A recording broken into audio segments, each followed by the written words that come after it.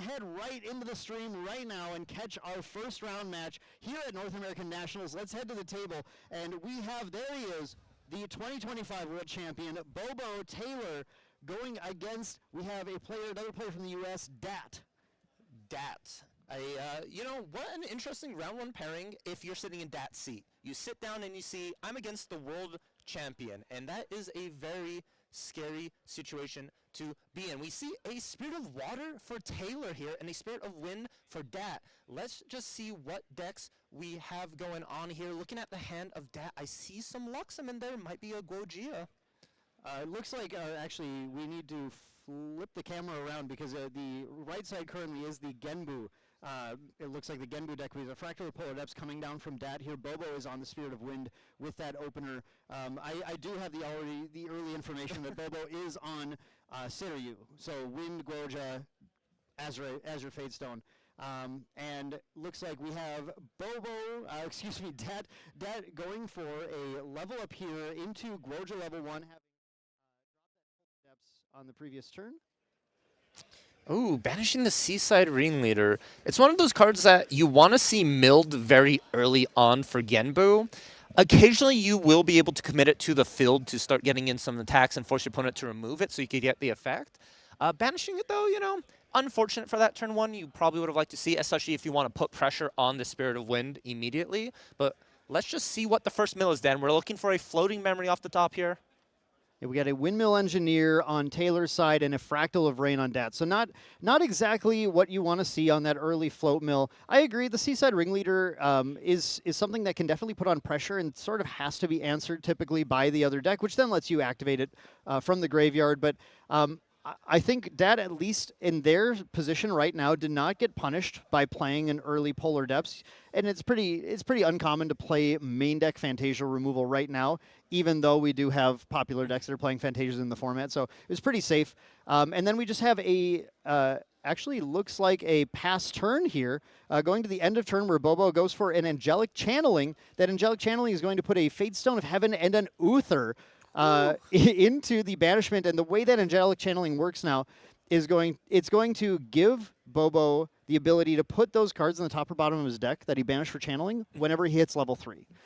Yeah, one of the new cards that sort of a lot of players are really enjoying from RDO, really helping these advanced element level 3 decks that run a lot of cards, and sort of just, it's a floating memory, lets you level up, and clears up the hand and memory to be able to safely protect those advanced element cards so you don't accidentally lose them when you're leveling up here. Yeah, it also digs you a little deeper into your deck, trying to find maybe more salient things to play, which I think is really important for Boeboe right now, because the important thing is that Boeboe chose to play Angelic Channeling before leveling to Guojia 1. Yeah. And you might think that's obvious because, okay, the floating memory. But when the Fabled Azurite Fatestone is out, when you play Angelic Channeling, for each card you banish to Channeling, you get a quest counter on Guojia because of the way the Azurite Fatestone works. So typically, you actually want to level with something else and Channeling during your Recollection phase to get those quest counters to turbo out the Dragon. But in this case, I think Boeboe just didn't like their plays.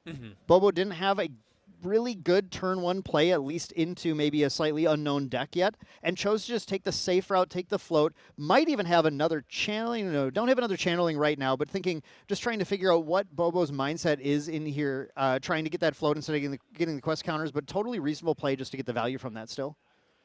Yeah, indeed. Here we have a imbued Windmill Engineer as well. Very clearly imbued. That we know. Everyone at home knows that Windmill Engineer has drawn into memory because it has been imbued. But more interesting, Boeboe showed a reclaim for that imbue. And usually, typically, you have the combination of, you know, Windmill, reclaim. But I feel like Guojia particularly doesn't really mind with that, because you want to really banish a lot of times from memory for your Fatestone itself, so floating memory loses its value. Yeah, it is often the preference, at least going into the flip of the Dragon, to banish cards from your memory to get the triggers, but with Angelic Channeling, that can start to change your math a little bit now, as well as the new Auspicious Manifestation, able to get quest counters from that. You don't necessarily always need every card to be banished from memory in order to get your Dragon out quickly now. Boeboe also could have been been strapped on the win cards to reveal for the imbue and just had to do it to get the value, or could have a second reclaim in hand, and I just haven't gotten a peek at the hand to notice that here. Going into Dat's turn, we do have the Portentous Tengu, which is going to get another quest counter onto their Guoja. Of course, two Guojas going 2 different quests right now. And then we have the Mill from the top hitting a Byaku's Command for Boeboe and a Refracting Missile for Dat, that's a lot better of a mill. A lot better of a mill. And Boeboe already down 50% of their Byaku's Command in the deck. We see a very beautiful mill here as well with another floating memory in the Toad itself. Now we're already at 4 quest counters. And keep in mind the flip of both these Fate Stones as well. They need a special amount for each of them. Yeah, it is 9 for Genbu to flip, and it's 10 for Seiryuu to flip. So 9 for Dat, 10 for Boeboe. Yeah, the Conniving Plans definitely getting value, hitting the Full Deluge, which is obviously a lot easier to hit when that fabled Sapphire Fate Stone is out there and allowing you to get a mill every single turn. So we have it looks like just a Frosthorn Paladin coming down, going to eat one of those floats out of the yard, going to then get a buff counter on it, become a 3/4 draw card. So putting down an actually salient threat now for Dat to be able to start to push some damage in, or at least clear the windmill. A couple of options. It's a little bit tough to decide that because Boeboe showed a reclaim, which I think makes you think in Dat's position that he's got another reclaim in hand. It's probably more likely that there's a second reclaim than that Boeboe was so strapped that he decided to show a reclaim. So makes more sense right now to punch the 3 damage into Guoja and try and push that there. Although you do run a risk here when you're facing the Seiryuu deck of if you can't if you're not going to get a combo kill, then you need to punch damage in, but otherwise you try to get a combo kill and not have Innervate Agility up. So you don't want to deal necessarily all that early damage because pushing Boeboe to 5 damage taken is going to be what's going to turn on the ability to stealth a Fugued Genbu or something later on. Yeah, it is that weird position of you, in order to beat your opponent, you have to deal them damage, but if you deal them enough damage, they'll be able to stop your big attack.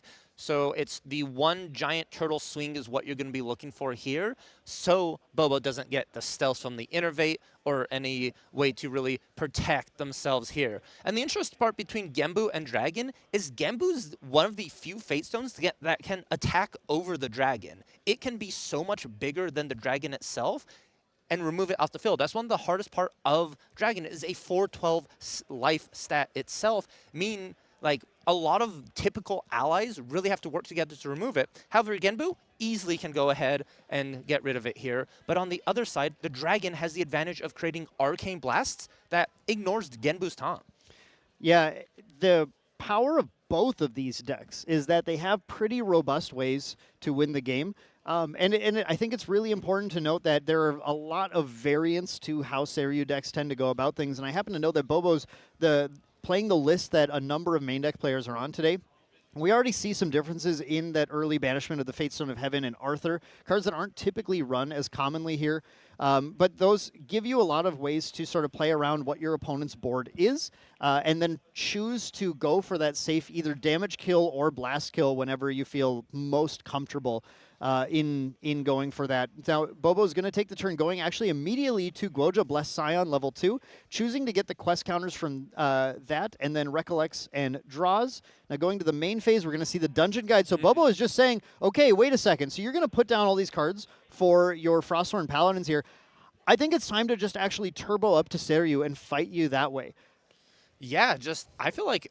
Oh, wow. Okay. We start to get a good glimpse at what Boeboe's opening hand was now as 2 dungeon guides are banished to that dungeon guide. Boeboe had a very strange opener, which starts to make some of those early plays make a little bit more sense.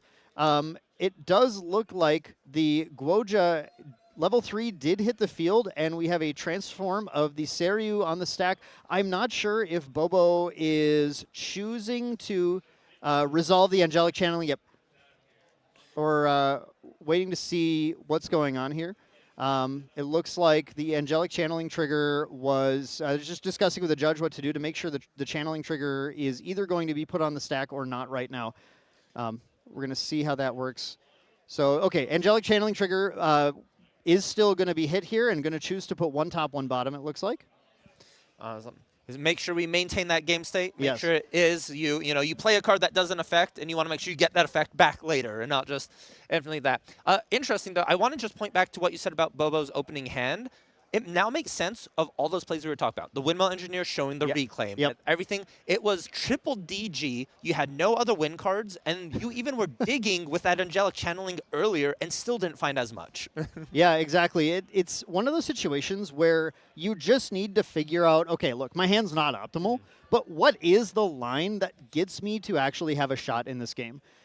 So Boeboe has now finished resolving that Angelic Channeling. An interesting point about the resolution is you don't have to show your opponent which one goes where. Yeah. You just have to tell them how many cards go in which zone. So let Dit read those cards, then put one top, one bottom. Now here comes the swing of the Seiryuu with the on-attack going to go ahead and generate an Arcane Blast into Boeboe's Banishment. And now Boeboe has, for the rest of the game, the ability to activate that Arcane Blast. We do have the activation of the Lost Providence following the swing, and then I believe the pass turn. Yes, pass turn is happening. So Boeboe's decided just to jump into this game now with the Dragon, use the Dragon to clear a Frostborn Paladin, and just say, if I can get your board clear before you can get Genbu, just like you were saying, Valk, then I don't think you're going to be able to take the Dragon off the board. Exactly here. It is a race, and right now Boeboe is winning it. Has the Flip Fate Stone before Dit was able to do it. I do want to just touch base real quick on Dit. I really like the fact that they read the cards from the Angelic Channeling. That is such like a... It seems small, but it's one of those like, my opponent's running these for a specific reason. Let me see why, just so I know what I can play around. Yeah, and they aren't exactly usual cards, right? These are cards that are, we've seen some Seiryuu lists starting to play with them and sometimes sideboarding like a single copy of them, but they're a little more prevalent in the version that Maindeck brought today. I do think it is somewhat interesting that the Fate Stone, I would assume the Fate Stone of Heaven was what was put on top with the Angelic Channeling, but it wasn't played by Boeboe that turn in order to answer the other Frostborn Paladin, which means he's likely holding up another piece of interaction. Yeah, another piece of interaction. Or, you could do the classic Seiryuu play of pre-recollection command.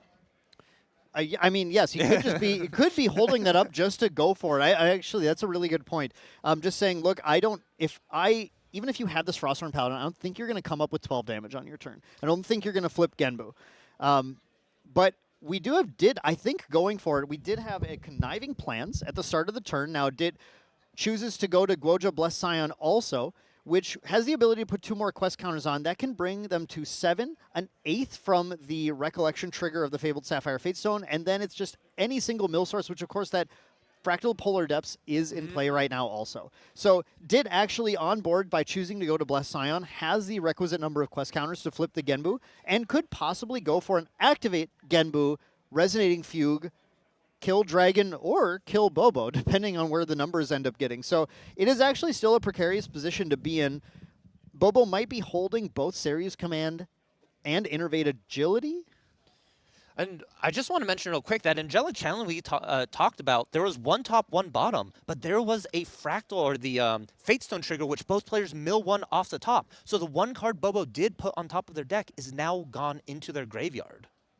That channeling trigger should have happened before the draw step, though. I think it was a second.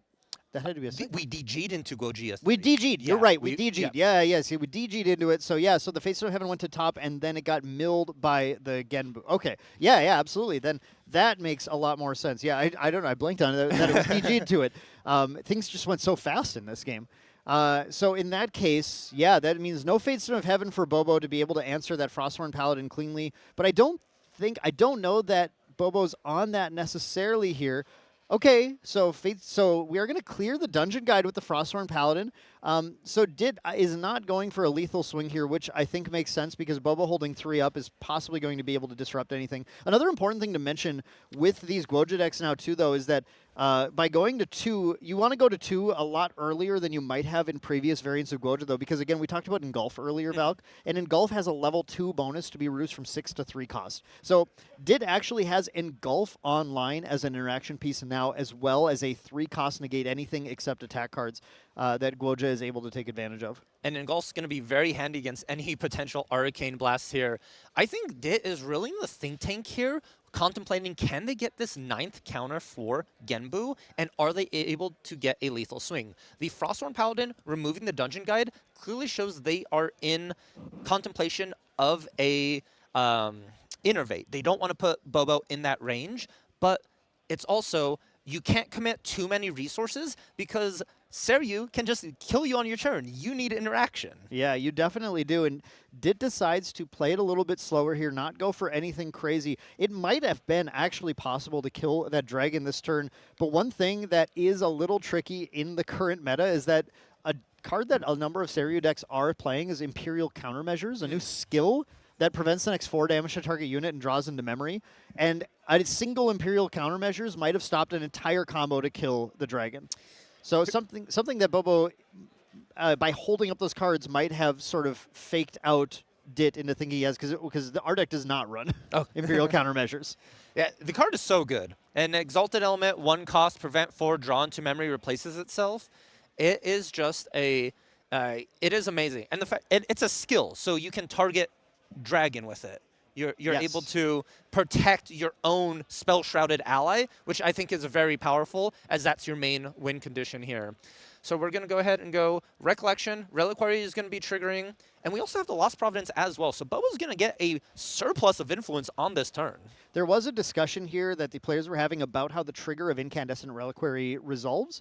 What happens after it goes on the stack? Does it still resolve if it becomes fracturized?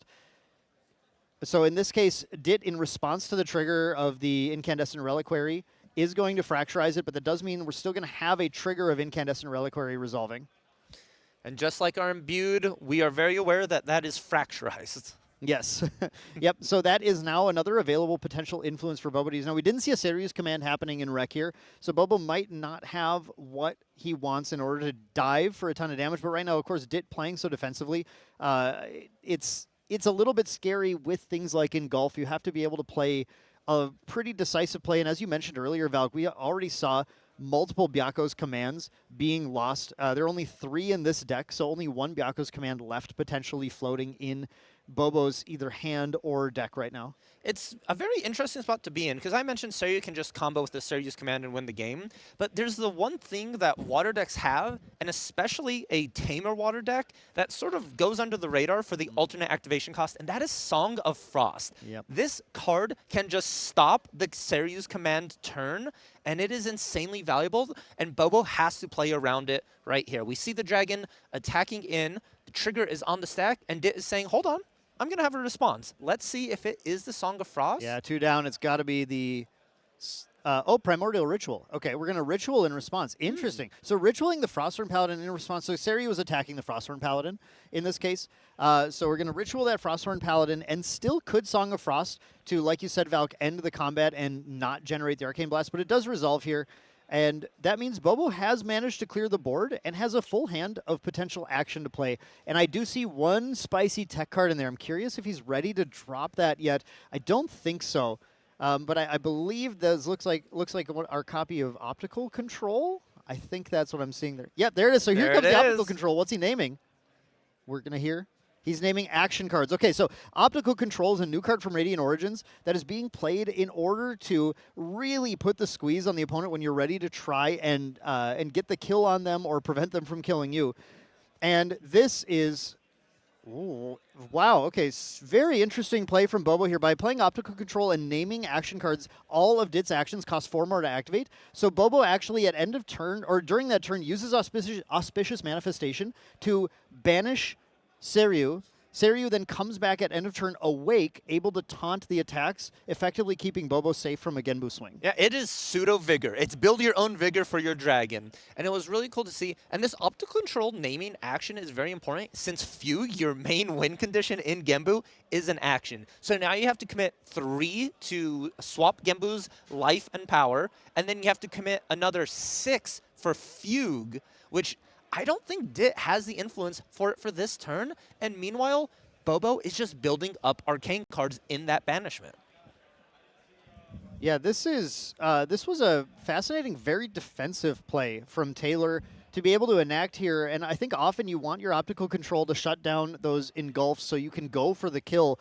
But I think Taylor's feeling like, look, this hand just isn't quite it. There was a possibility to harness lightning and swing for a bit more, but Taylor's only dealt 2 damage to Guoja so far. Like, we're looking for a combo in order to get the kill and not just kind of, punch some damage in and pass turn to a water deck who, for all we know, is going to be playing cards to be able to recover that away as well. So this is Boeboe just trying basically to buy time right now and say, look, I don't want you to do anything right now that is going to cause me a problem, that is going to cause me to lose the game. Instead, maybe looking to go to the next turn, get out a Thurible, possibly, and start to deal with that yard, possibly get a... I'm trying to see. Enfeebling Orb could be a setup as well. Oh, Sensor. Sensor is the big one. Yeah, Sensor being able to shut off the float. Kind of buying a turn to get the Sensor is maybe another option for Boeboe here. We do see the Mill of a Stratagem. That was maybe a pretty okay card for Boeboe to see get milled off of the Fate Stone there, as well as a Reclaim on Boebo's side. So that was unfortunately, we had a pretty good mill from Sapphire Fate Stone earlier, but now this reversed the tables a little bit. It is back and forth.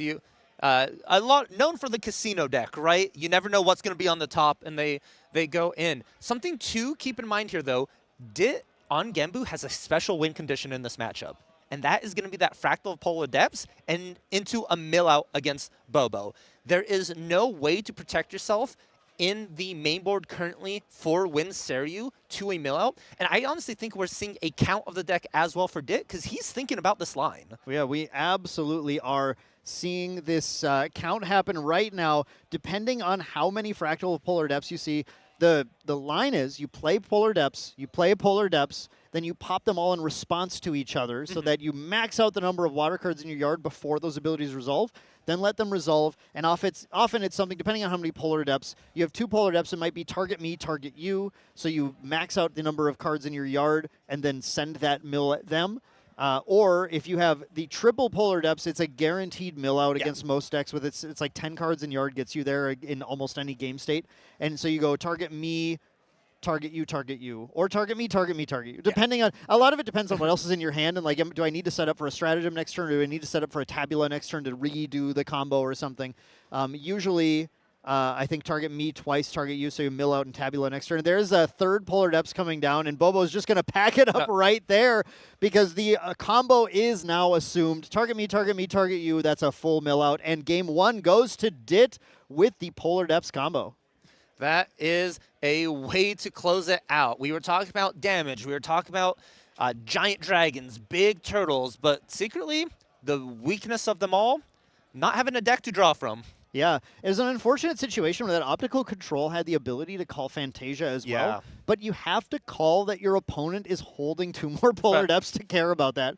If they even have just 1 more Polar Depths, he can pay through it and still kill you if it's lethal there, but it won't be. But if you don't name action, then you just let your opponent combo you out. And that's probably more likely that they have the combo available. You have to really guess which section they drew into. And I really liked how Dit played as well, is they kept it very close to their chest. They didn't just commit the Polar Fractals immediately. They kept one and said well, we'll chill. But let's go ahead and take a look at the sideboard for Dit since we sort of saw them take that game 1.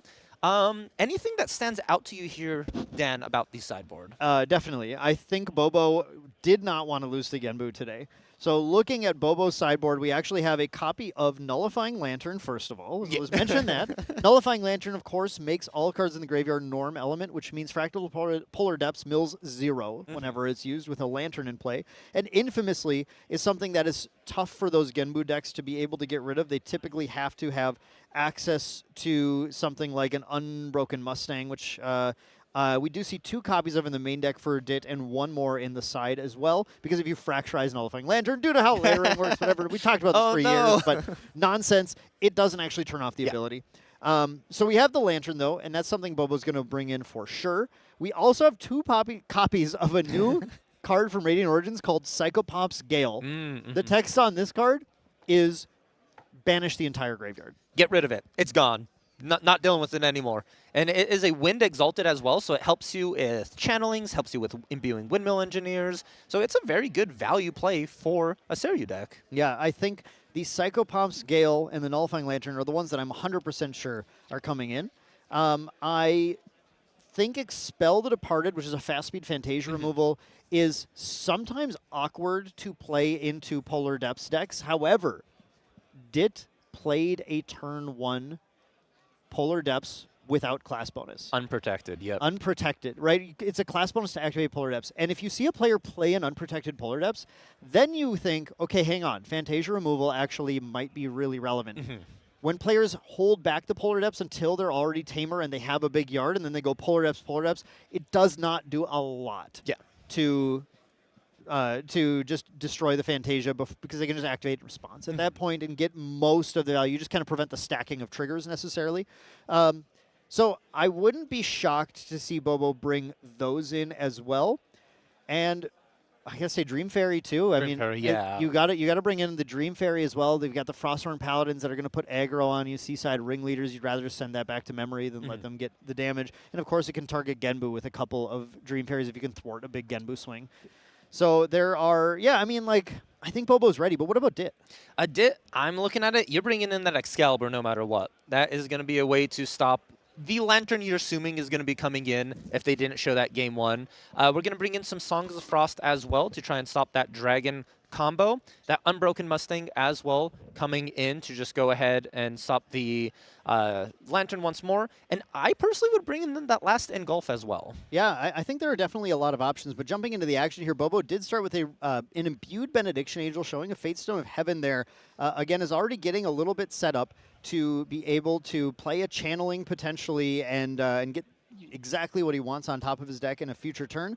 Does just have a 1/1 on the board right now and is set up kind of to level. I saw a glimpse of Boeboe's hand, though, and I don't think we see the Channeling yet. But we see a lot of Dream Fairies. So we'll have to see how Dit starts this game. I'm seeing a number of Fugues in hand. A lot of Fugues. Seaside Ringleader. Double Conniving Plans is a pretty nice start. And a Bullfrog just to thwart some of that early aggression from Boeboe. But with Boeboe's Dream Fairy, there's a possibility you just Dream Fairy this and start pushing in.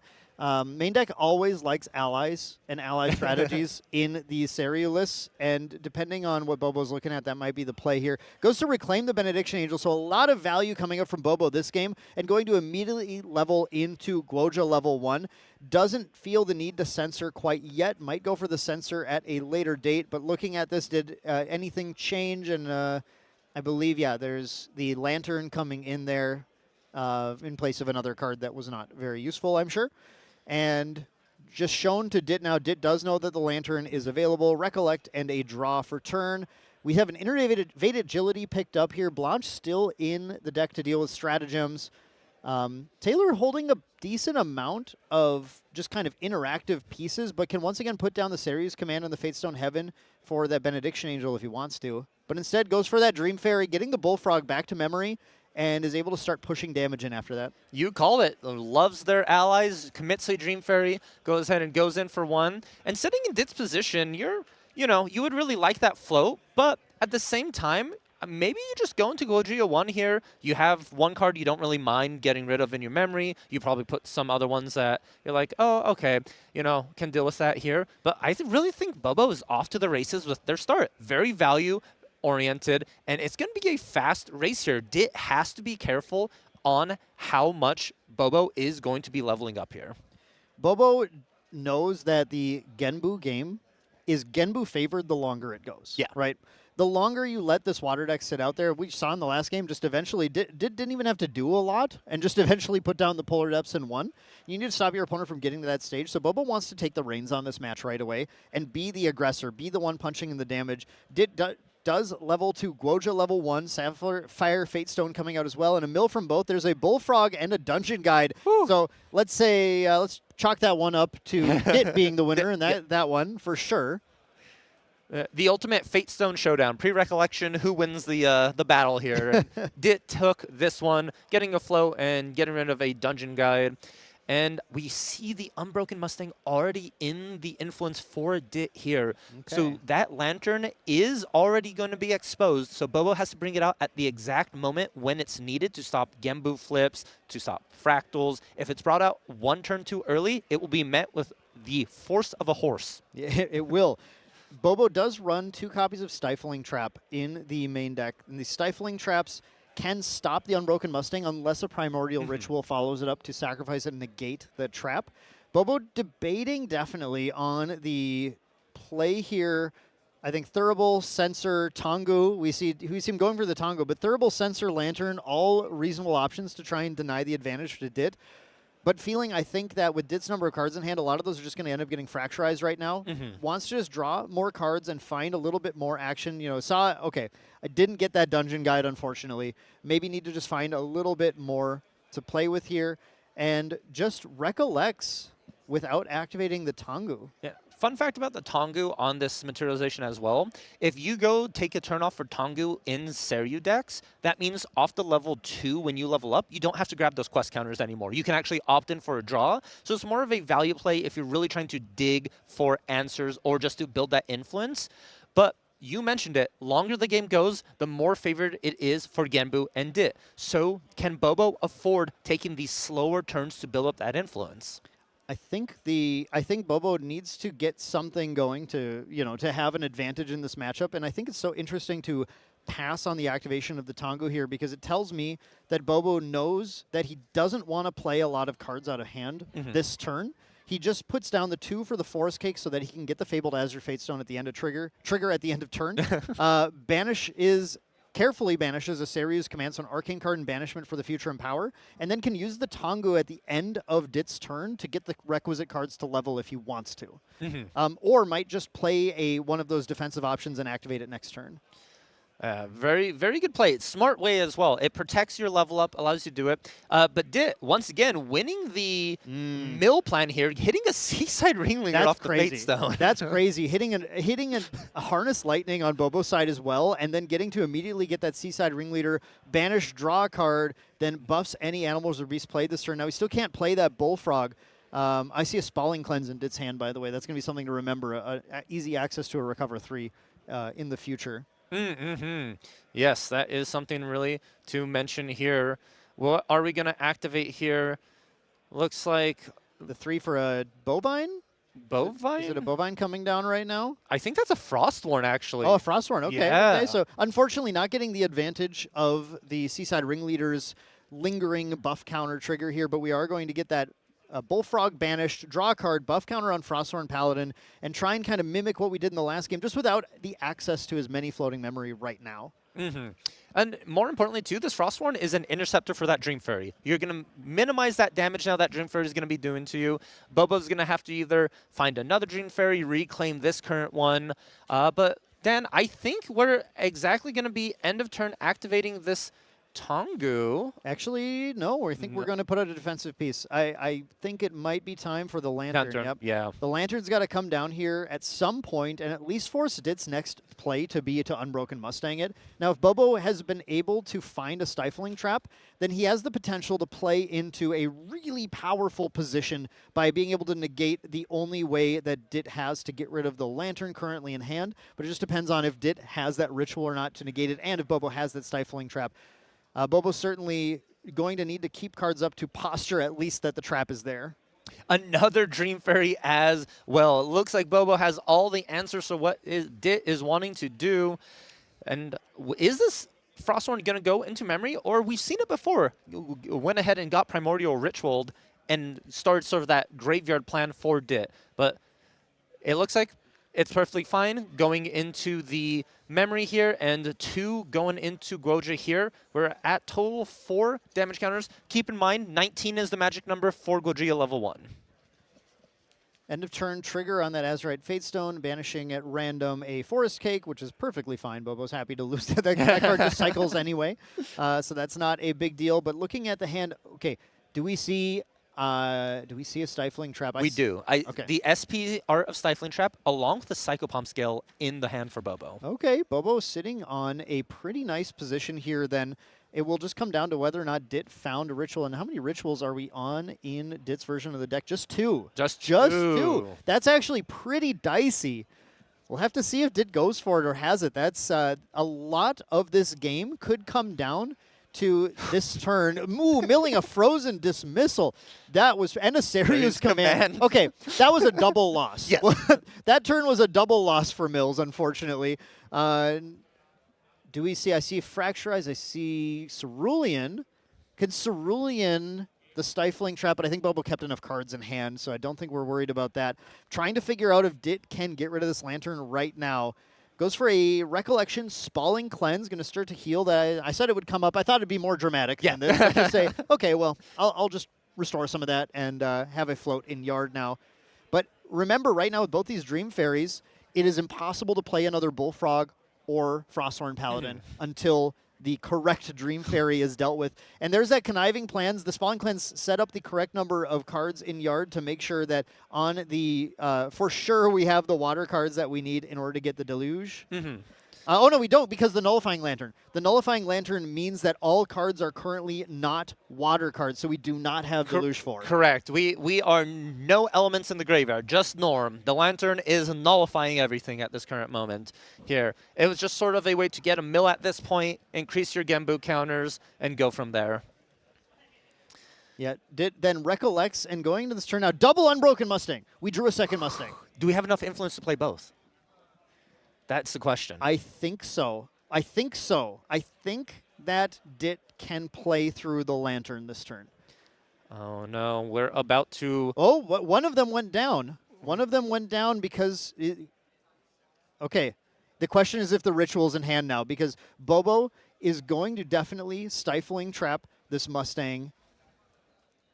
I don't see a Ritual. I see Song of Frost. I see Conniving, Fracturize, Fugue, Cerulean. Are we planning on trying to Cerulean this? But there's enough cards There's in enough the cards. Boeboe. There's the Stifling Trap. It's going to negate the trigger unless the Mustang leaves play and fizzles the Stifling Trap. Can the Mustang leave play in any way? The Mustang might be locked in and about to get trapped. And it's gone! Does. Oh, Dit is probably punching himself right now for putting the other Mustang down. That is a rough position to be in. That means that Lantern's going to last one return. And here comes a Censor from Boeboe as well. We're going to double up. Boeboe's decided, I am the control deck in this matchup. You don't get allies. You don't get float. You don't get water cards. But is this going to be fast enough to beat Genbu? We are locking you down, saying your attacks are useless, your spells are useless, everything you're trying to do, I'm stopping here. But we do know Dit has the answers. There's a Fracturize for that Censor, there's a Horse for that Lantern. Boeboe needs another way to stop this going on. This is a jam-packed game 2. It is a battle of two Titans going at each other, just trying to stop the other one from doing their strategy. Here comes the Dungeon Guide. Boeboe's ready to enact the strategy here. That's going to be a Banish of 2 from the Dungeon Guide, putting 2 more quest counters on Gojo, bringing it to 6. That level to 2, then, like you mentioned, Valk, has the option of just drawing a card right now because it's easy enough to flip the Seiryuu on the level to 3 afterwards. And if Boeboe has a second Dungeon Guide in hand, the Seiryuu could be ready to rumble as soon as this turn if Boeboe wants it to, but it actually takes the quest counters. I think that's pretty interesting. So gets the 2 from the Dungeon Guide banish, and then opts to draw. Oh, it does draw. Yes, okay, yes. okay. I'm sorry. I got so wrapped up in excitement that I didn't see that those were just the 2 from the level. Okay, so it does draw. I said, interesting. Like, I don't think that's the right play, Boeboe. Boeboe made the right play here. Did draw the card. Then end of turn, the Censor does get Fracturized. So we did see Dit holding those Fracturizes, and we mentioned earlier, Fracturize does deal with Censor, but does not deal with Lantern due to layering rules. But that means that Boeboe now has a +1 influence potential, pseudo-influence on that reservable fractal Censor.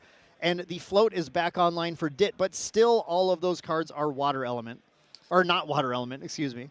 Yeah, they are not water element now, But it does free up some options for Dit, being able to go to Guojia 2, either get a draw or quest counters, depending on what you want here. And then we know there's the Mustang in that memory that's going to get recollected and target the Lantern here of Boeboe. And the question is, does Boeboe have a way to protect this Lantern again? I'm looking at the list here, and it is honestly just going to be that Stifling Trap. Stifling Trap's the only thing. He just has to have a second Stifling Trap in hand. And I will say, if Dit's play this turn is to Unbroken Mustang into a second Stifling Trap with no Primordial Ritual, I think you're looking at those like poker odds, since we're in Vegas, of the percentages that shift as the cards are drawn. That is going to shift Boebo's percentage to win game 2 massively, because Dit will have spun wheels for several turns in a row without actually getting through the one thing that's holding him back the most. Instead, Dit starts with an imbued Fractal of Rain. Interesting. And more importantly, too, only showing Boeboe the 2 cards that are Dream Fairied. No free information here. He knows exactly what those 2 cards are, so might as well show you here. And I'm just trying to catch a glimpse of Boebo's hand, and I see a play. I see an out, Dan, that Boeboe can do against this horse. We have Displace Ayala. So we displace our DG in response to the horses on enter, activate Ayala, free suppress our Lantern to save it. That is an insane play that 100% Boeboe has in mind right now. That Dungeon Guide to 2 on the last turn was calculated. That is a line that guarantees that the dragon can flip next turn. If Dit commits to the horse, Dit puts a significant number of cards down, and Boeboe thwarts it, has an Ayala out, and is able to push with Dragon, Ayala, Dungeon Guide, Fairy next turn. I think Boeboe might even win on the following turn if Dit went for that, and Dit does not, which is probably really good. That would have been a very, very strong sort of tempo swing for here. But we see Thurible for 7. Yep. Boeboe is continuing to play slow and steady, deciding the advantage is for him as long as that Lantern is in play. And I think, Valk, it's really important to point out, as soon as that Ayala drops, that Lantern is nearly unstoppable. Yes. It is untouchable here. And honestly, Boeboe can just sit at this level 2 with a full grip of cards to keep that combination alive to bait Dit into this play. You're in control already. You're attacking for 3 every turn. You're winning this race no matter what. Yeah, the race is super, super in Boebo's favor thanks to those powerful material deck plays and this existence of Ayala. Man, I mean, this card is crazy. I hope we get to see it hit the field this game, because Ayala having pay 3 Zephyr anything at fast speed whenever you want is such a crazy ability, and it's something that this version of Seiryuu is relying on to gain massive advantage as the game goes on. Boeboe goes for the main phase Displace on the Dungeon Guide. I think Boeboe is not happy just dealing 3 damage per turn, wants to add 4 to it. 3 damage is great, but 7 damage is even better. That's a lot better. Boeboe can do this and still sit on a really significant influence thanks to the Thurible last turn. Thurible shut down a lot of Dit's plays next turn. I mean, Dit is a Genbu deck with a no graveyard, just has to play the hand to board and see what happens. And puts Boeboe into such a safe position. We're going for this just sort of proactive displace to get to the level 3, to get those quest counters, to be able to flip the dragon when he wants to. Gets a Providence out as well, activating Lost Providence to have even more cards on the next turn, sitting still on a 6-card influence. That's a really important number here, because that is a protected Ayala too, paying through anything that could thwart it for like a Frostbind style effect, like a Cerulean Decree. So this is Boeboe feeling fairly comfortable. Yes, it is. It's sort of a very different story from game 1, right? We saw without all these sideboard pieces, Boeboe sort of felt like they were at the mercy of what Genbu was doing here.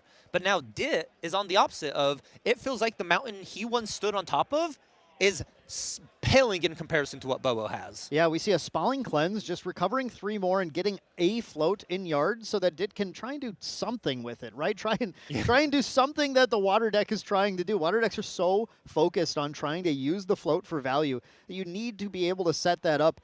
And Dit is going to use that, is going to use that float. Well, again, can't play a Frostborn Paladin because the Dream Fairies shut it down.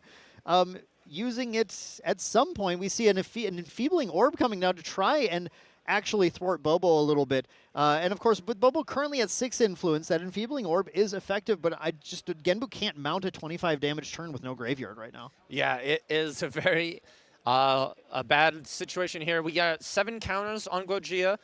Genbu Mill, Fractal Depth, to Dungeon Guide. Polar Depths and Dungeon Guide. That was a win for Boeboe in this case.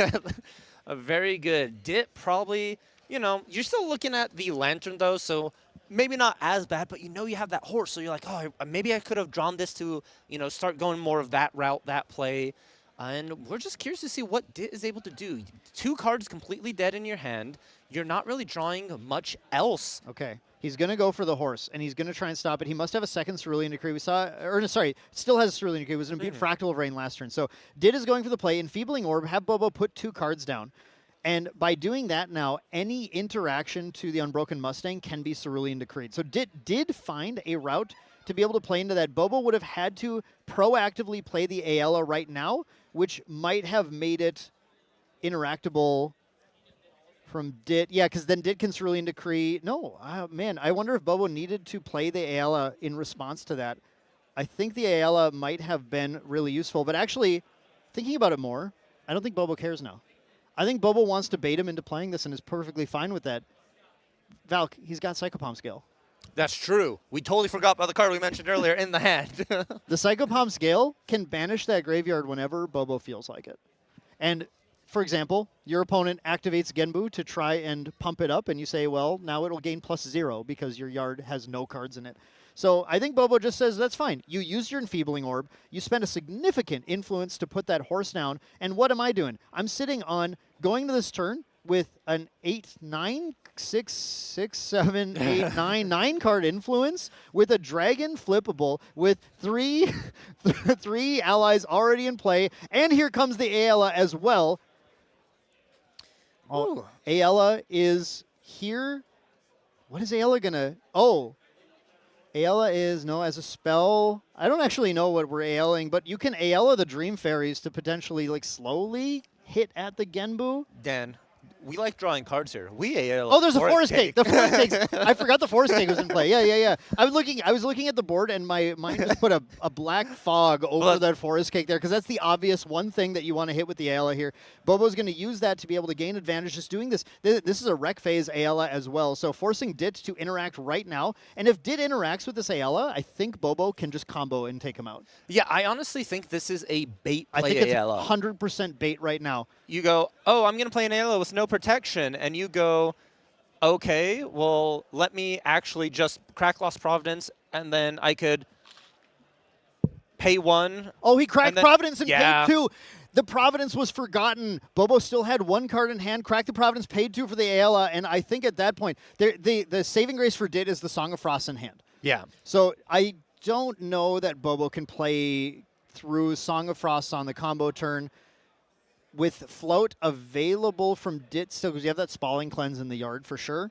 So the Ayala is going to swing in, though. I mean, like, look at all the damage coming in, though. Do you even need to combo as Boeboe to put your opponent on the back foot, especially with this Ayala in play? The Ayala also, when she enters, she has a free activate the first time she uses her ability. So it's currently unused by Boeboe. And that will linger. It's not just this turn. It's just whenever Boebo's ready to first activate her, it'll be 0. It is. It's just a stagnant effect, saying as long as you haven't activated her before, it's costing 0. So you could wait 5 turns before you activate her, and it'll still be free. Nah, I don't love that plan. That's a lot of turns to wait.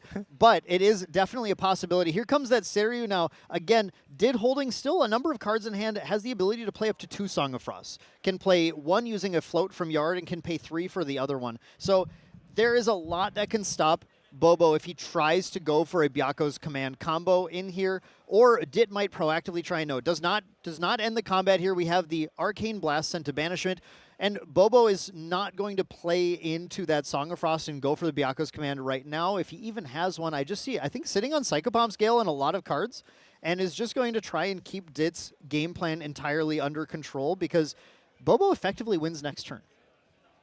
Yeah, honestly, you are right there. We have this is an ally swarm happening right now for the side of Boeboe, and it is very hard for water in general to deal with a lot of bodies, much less a Genbu. Yeah. You can only taunt so much. This is lethal on board right now. Goes for on Dit's side, a Beastpawn Boots to be able to gain Spell Shroud as long as you have an animal or beast in play, which I want to point out, the Ayala suppress can take an animal or beast off the board to make that hard to use, but still, that means 22 life for Guoja right now and 9 damage on board on Taylor's side, regardless of using any cards. Ayala can also put you in a checkmate situation. At the end of Dit's turn, you can suppress those boots. So Dit in Wreck goes hands down to fracturize the Incandescent Reliquary. Boeboe has the chance to respond to something here if he wants to. He could, like, for example, Psychopomp's Gale the entire graveyard away, but is going to wait. I think waiting for, like, in response to a Polar Depths or something is going to be his play, going as late as possible. But it does mean Dit has access to a little bit of float. But again, no Frostborn Mountains. Those Dream Fairies have been here the entire game. They've been here the whole time. And honestly, I think they're going to be staying. There's nothing you can do against that in Genbu at this current moment. Refracting Missile... We have a Fractal in place, so Refracting Missile does kill them. Okay, Refracting Missile does kill them. Yep, so Refracting Missile can take them out at some point. But it looks like end of turn, Boeboe used that free Ayala to suppress the Beast Spawn boots. So Yep. the boots are not going to be in play on Bobo's turn, and he is posturing to be going for a combo kill, where he's going to use the Enfeebling Orb to limit Dit's options, is going to Psychopomp's Gale the float away. He's going to Psychopomp's Gale the float in Recollection. I'm positive that's got to be happening here. And he goes to... Oh, no, he didn't. Okay, we suppressed the cake. Man, maybe he still could do it in main, but I wonder if he's not thinking about the free activate of the Song of Frost. This is a lethal swing, so the first song has to happen right now. Yes. The first song has to happen right now. Honestly, even if this gets Song of Frost, I think we could just hard activate a Arcane Blast. I mean, yes. Pays for a Song of Frost. Okay, Song of Frost is paid for here. And Boeboe, that means Boeboe did not get the Empower on this either, so it is a hard activate, but Dit can Cerulean Decree that. That's a pretty tough position to be in, I think. I think we're out of Cerulean range. We have... Are we? 13, or with the efficiency of level 3, we have 13 total, and Arcane is 11. Yeah. So eight to play, and you can pay it. And you can Enfeebling Orb right now. Dit's hand down. There is one thing that Boeboe has to be aware of, which is that this round timer is going down pretty quickly. And this is currently looking like if the game 3 were to go like this, it's a draw for the players. Boeboe would have to turbo and get the kill through interaction, I think, to be able to get it, or Dit would have to do the same. I think you slam Arcane Blast here at this moment. You have those 2 fractals to pay for that negate if it is an issue, but we're just going to pass instead, playing it safe, not trying to risk it all. Dit is going to get an additional materialization here. The Conniving Plans this time is going to hit that Deluge and get to draw a card into memory, so Dit cycling down a little bit more. Taylor still sitting on, I believe, Psychopomp's Gale still in that hand, getting ready to banish that graveyard at a moment's notice here. The Beastbound Boots are coming back in play, and normally that feels bad when you waste a Zephyr to stop it from existing, but when it's just Ayala. When it was free. Yeah. It's, okay, well, I'll just do it again next turn then. Yeah, and we are going with I believe, a Amulet of Safeguard? That's a Terraframe. Is that a Terraframe? I think. No, Safeguard Amulet. Safeguard that is Safeguard Amulet. Yes. That's a new, this new artwork, Safeguard Amulet. Yep. Okay, so Safeguard Amulet as well, but that doesn't, again, that doesn't actually save you from the damage that the blast can deal, but maybe through some Spalling Cleanse recovery, I can maybe get you there. Dit also can at any point get the Genbu on the field. Yes. And the Genbu can taunt the dragon, taunt the attacks, but is likely to die that turn if that happens, because again, the Psychopomp's Gale response to any life plus life activation would be pretty devastating. Dit is trying to just stay alive at this current moment. That is the game plan here.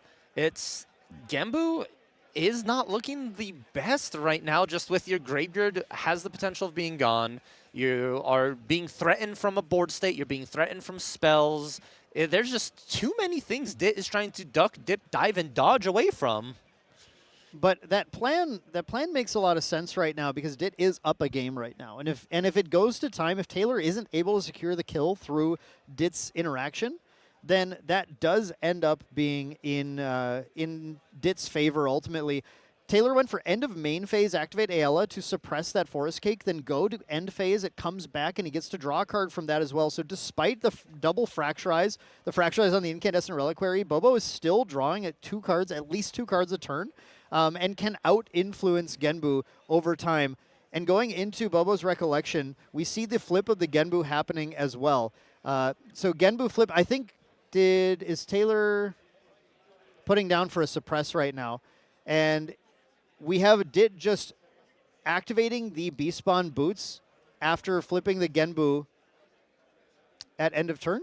Yeah, it looks like that's exactly what happened. We flipped Genbu, activated the boots, so we have no spell protection. Yeah. Boots have already been used. Safeguard is banished at this current moment. Okay. Interesting. That the Spell Shroud from Boots only lasts the current turn. So that does mean that going into Boeboe's turn here, he'll kind of have free reign to go for that blast, can take out that Genbu, can hold up the Psychobomb Scale, unless Dit would need to activate Genbu right now during Recollection, which might be what he's putting cards down for. No, just activate Enfeebling Orb, Recollect. Okay. Oh, can double activate in response, but man, it's going to if you get the Genbu to activate too many times, then Dit's hand is down and then you blast. Yeah. Right? You pretty much want to make sure Dit gets rid of cards so you can Arcane Blast safely here. Dit, on the other hand, is just trying to stay alive as much as possible, hoping Boeboe doesn't activate any kind of Arcane Blast. We do have Song of Frost for the Dragon to stop the Empowering still, so there is potential to fight back. And here we see Dragon coming in. Then this might be the final turn. This might be it. Dit is going to respond in some way here to this 4 damage coming at Genbu. Of course, the Taunter has to be attacked by this Dragon. Here comes a Song of Frost again to negate that on-attack trigger. Doesn't want to give Boeboe the Empower. I'd say that makes a good amount of sense right now to try and prevent that from happening. Boeboe, in response to the Song of Frost, is going to Byaku's Command the Dragon, which isn't going to stop the attack from ending, but it is going to wake up the Dragon. If this responds, Dit has to immediately Song of Frost one more time to stop this Byaku's Command, or have found an Engulf. I think we haven't been talking about this, but at any point, Dit could be sitting on an Engulf to be able to stop these. And that's a lot of water and ice I see in the hand. I see multiple Frostsworn Paladins, I think. Yeah, this Byaku's Command, it looks like it's going to resolve. Yeah, and it then works out. Boeboe immediately attacks again. That's another potentially lethal attack that would be if it weren't being thwarted by the Genbu. And that's 5 damage coming at the Genbu with the Empower resolving, it looks like. And now Boeboe's going to put down the cards. Here comes the Arcane Blast out of the Banishment, 11 damage. That cannot be stopped. The Safeguard's gone. We are going to go to Game 3 with Boeboe taking it with Wind Seiryuu after a grueling, grueling game. Whew, what a game. It felt like a fight for both of these players to stay in that game here. Both of them truly playing to their outs, their sideboard cards, their tech pieces in these matchups. And we saw, even when Boeboe saw everything they needed from main deck, from material deck, it still took a little while to close out the game. That is just how powerful Genbu is when it's fighting back. This is one of the main issues with taking Genbu to an Ascent, though. Genbu is a deck that can play very, very slowly. Certain matchups, you just can't be, you don't have the ability to be proactive enough, so you have to play react. Yeah. And in this case, Boeboe put Dit on the back foot the entire game. Every materialize. This is going to slow you down. This is going to slow you down. And that is causing Dit to have to also play slower. And though Taylor got it in the end and drew the match currently, that means that Dit now has to play a potentially third long game, and I think both players have a high chance of drawing. Yeah, it is very much a lot of the time it comes down to time. That is the most important factor when you're deciding a deck or sort of like what you're playing. And both these decks has the potential to grind out the games, but it's not in a good situation if you're behind the game and grinding it out. Yep, and in this case, I think the players might have decided with 3 minutes left to just pack it up and take a draw. We'll have to get a confirmation on that, but that appears to be what's going on. So we had quite a fight from, you have to give it to Dit there, putting the world champion on the back foot from game one. Definitely was making some good plays to try and hold him off, and showed that, man, Genbu can be still a serious problem. We've seen recently in the game a lot of Genbu decks coming in. Oh, it looks like the players are going to attempt a game 3, which I like. You could just gotta. I think both players have to try and turbo right now, right? There's no point in doing this just to draw the game out. So both players are going to, I think, attempt to win as fast as they possibly can. Debating on Dit's first turn here, what makes the most sense? Oh, actually, Boeboe, we're just hearing that in the player's attempt to go as fast as possible, Boeboe did accidentally shuffle the generated Arcane Blast into his deck, called himself on it immediately to the judge to try and figure out how to rectify that scenario. As there was so little time on the clock as well. And I'm very curious, both these players deciding to play that game 3. That means both Dit and Boeboe both assumed that like they can try and win in 7-ish minutes that they had, which is kind of a scary thought, that both these players are like, oh yeah, we could definitely take out one another, especially after that, was it 35, 40-minute game 2 that occurred? Yep. Yeah, I mean, it is definitely possible. We saw in game 1, Boeboe trying to turbo very fast and just flip Seiryuu and go for the kill. And if you ever catch that, Dit puts his hand down, then that is very possible to fire off. So yeah, right now we're just dealing with the judge call here of Boeboe again accidentally shuffling the Arcane Blasts into the deck and trying to figure out what to do. It looks like they're trying to figure out what to do to rectify the situation going forward. Again, it was right after the hand was drawn, so it's possible that there's a bit of a kinder penalty resolution immediately. As Boeboe realized it as soon as he drew that 7-card opener, that the Arcane Blasts are not where they should be, which is out of the game entirely. Correct. The game hasn't, no actions have been taken, nothing's occurred here, so it is a very possible ability, but we have a great judge team working on this right now, and as soon as we get any updates, we will go ahead and let you guys know. But in the meantime, Dan, did you expect our round 1 to be Guoja versus Guoja? I didn't. No. I mean, we talked a lot about Water Gin. I kind of thought maybe the flavor of the day would be showing up right away in round 1. The problem is the meta just has so many different decks that I don't think I would have felt good putting my money on any particular matchup showing up in round 1. Unlike our last event, Los Angeles, where if you said, Dan, you have to bet on what the round 1 matchup is going to be, that would have been very easy. I would have said it's Seiryuu versus Diana. That's probably what it is. Yeah, that one's a little more cut and clear here. But yeah, anyone could have really been sitting, or any deck, I'm sorry, could have really been sitting on that other side here. There's so much potential, and especially into round 1, where people have maybe a little too hopeful in certain decks, they could have shown up here as well. So the field is completely open. We are in Vegas, after all, for our North American Nationals, which means, maybe even suited. Yeah, I really hope to see a suited deck today. Of course, suited just got an incredible Proxy's Vault card that's able to push it, but we're in Vegas. It just makes sense. We want to see those suited cards hit the table, the hearts, the diamonds, the spades, but we don't yet have, what's the last one? Clubs.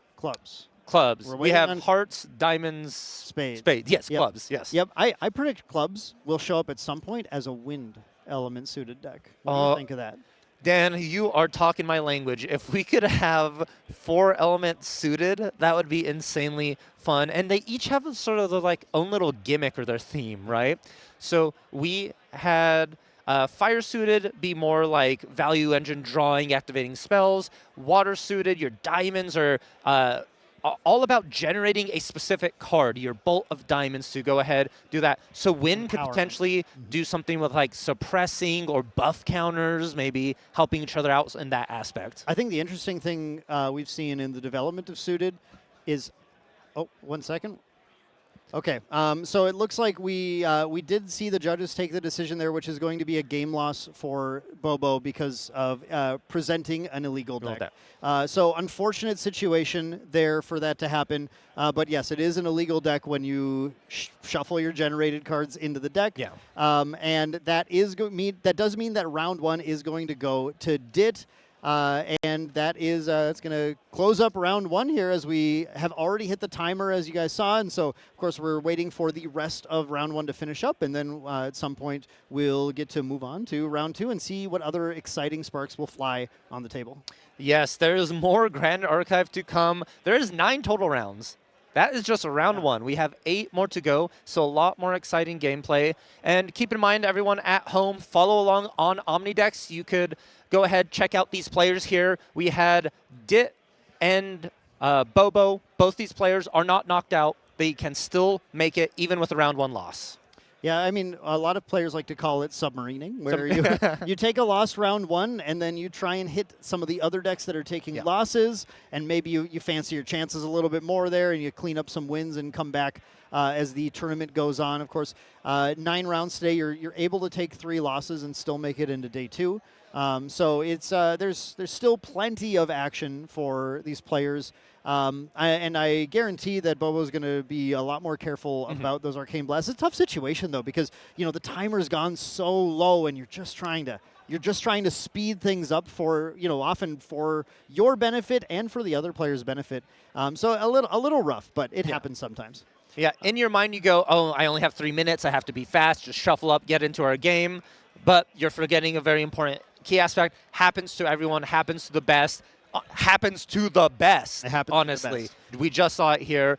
But as you said, submarining, everything potential.